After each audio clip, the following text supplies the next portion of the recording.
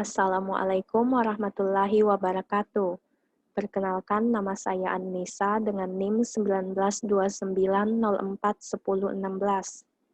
Akan membawakan materi tentang manajemen memori. Manajemen memori adalah suatu tindakan untuk mengelola memori komputer sehingga dapat bekerja secara maksimal dan efisien. Proses ini menyediakan cara mengalokasikan memori untuk proses atas permintaan mereka dan membebaskan untuk digunakan kembali ketika tidak lagi diperlukan, serta menjaga alokasi ruang memori bagi proses.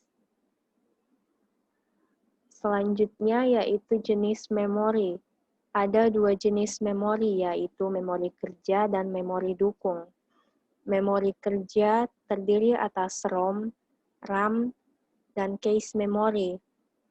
Sedangkan memori dukung terdiri atas hard disk, floppy disk, CD, dan lain-lain.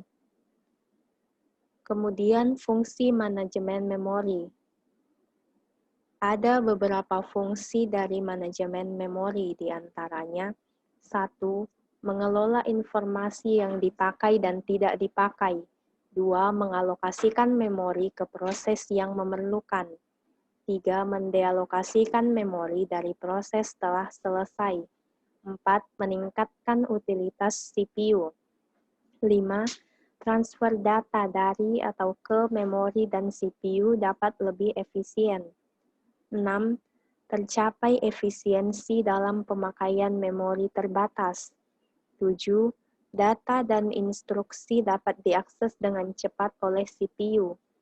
8. Mengelola swapping atau paging antara memori utama dan disk. Selanjutnya yaitu isi memori. Isi memori terdiri atas 4, yaitu yang pertama pengikatan alamat atau address binding, yaitu cara instruksi dan data dipetakan ke alamat memori. 2. Dynamic loading, untuk memperoleh utilitas ruang memori. Dengan dynamic loading, sebuah rutin tidak disimpan di memori sampai dipanggil. 3. Dynamic linking. Pada saat loading, linking ditunda sampai waktu eksekusi. Terdapat kode kecil yang disebut stub, yang digunakan untuk meletakkan rutin library ke memori yang dengan tepat. 4.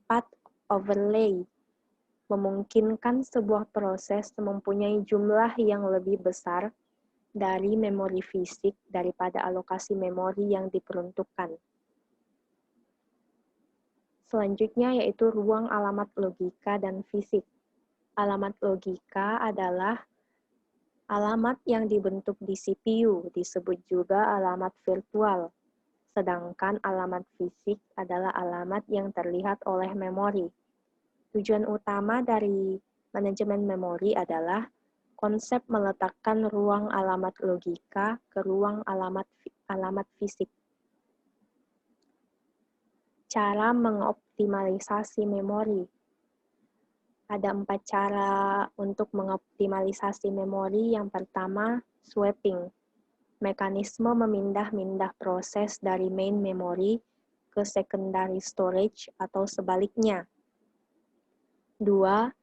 Contiguous memory allocation. Terdiri atas 2 skema, yaitu single partition allocation dan multiple partition allocation. 3. Segmentation. Skema manajemen memori yang memungkinkan user untuk melihat memori. 4. Paging berperan penting dalam mengimplementasikan virtual memory. Kemudian syarat pengelolaan memori. Yang pertama yaitu relokasi. Proses dan sistem operasi harus mentransfer memori referensi ke alamat fisik yang mengalokasikan program ke memori utama. 2. Proteksi. User tidak boleh mengakses beberapa bagian dalam wilayah sistem operasi. 3. Sharing. Memori sekunder dapat mengontrol sharing area pada memori utama. 4. Organisasi logika. Sistem operasi dan hardware berusaha untuk dapat berhubungan dengan user program dalam satu modul. Yang kelima, organisasi fisik. Harus ada pengaturan yang jelas antara memori utama dengan memori sekunder. Itulah tadi pemaparan materi dari saya. Terima kasih atas perhatiannya dan mohon maaf bila ada salah kata. Wassalamualaikum warahmatullahi wabarakatuh.